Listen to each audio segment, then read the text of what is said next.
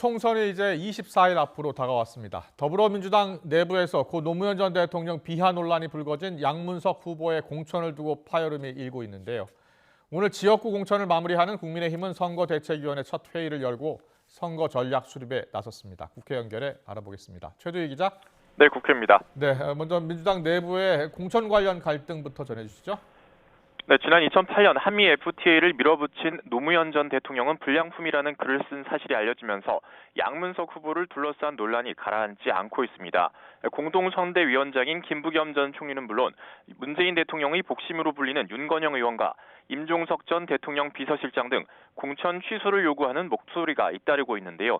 지도부 일원인 고민정 최고위원도 오늘 SNS에 글을 올려 15년 전 가슴속으로 다짐했던 고 노무현 전 대통령을 지키겠다는 약속을 이번만큼은 지키겠다며 사실상 양 후보의 공천을 반대하는 목소리를 냈습니다. 이런 가운데 오전 국회에서 열릴 총선 후보자 대회에 이재명, 김부겸, 이해찬 상임 공동선대위원장이 모두 참석해 어떤 메시지가 나올지 주목됩니다. 이 행사 전 입구에서 양 후보와 마주친 김부겸 위원장은 화가 많이 계신 것 같다는 양 후보의 말에 지금 스스로 수습할 수 있는 건 당신밖에 없다며 새로운 게 더 나오면 그건 보호할 수 없다고 답하기도 했습니다. 이뿐만 아니라 정봉주 후보가 낙마한 서울 강북구의 경선 문제를 놓고도 경선 차점자였던 박용진 의원을 사실상 배제하는 것이라는 반발이 여전합니다.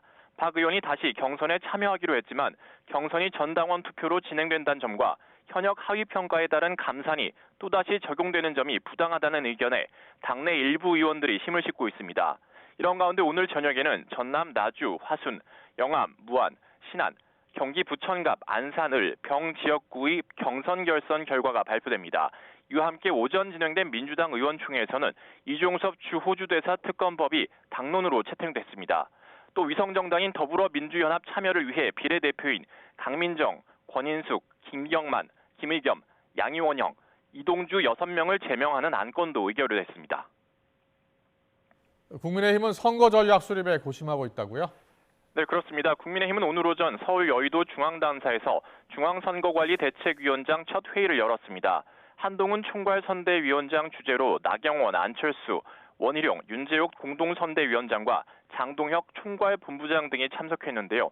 한 위원장은 이 자리에서 민주당이 벌써 153석 플러스 알파를 예상 의석수로 거론하며 샴페인 터트리는 분위기라며 비판했습니다. 이어 민주당과 조국혁신당, 진보당 등을 대한민국을 후진시키려는 범죄 연대 세력이라고 주장하며 국민의힘이 이번 총선에서 반드시 막아낼 것이라고 약속했습니다. 오늘 회의는 애초 오는 19일 선대위 체제 전환을 앞둔 상견례의 성격이었지만 지지율 정체 속 수도권 위기론이 불거지면서 다양한 논의가 오갈 것으로 전망됩니다. 이 고물가 문제와 일부 인사들의 설화 논란, 이종섭 주 호주대사 출국 논란 등에 대한 대응책이 나올 수 있을지 주목됩니다. 이런 가운데 당 공천관리위원회는 오늘 오후 지역구 254곳 가운데 후보가 정해지지 않은 대전 중과, 경기 포천 가평, 경북 구미을 경선 결선 결과를 발표할 계획입니다.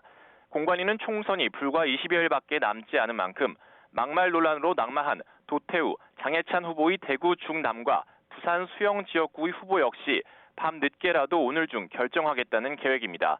지금까지 국회에서 YTN 최두입니다.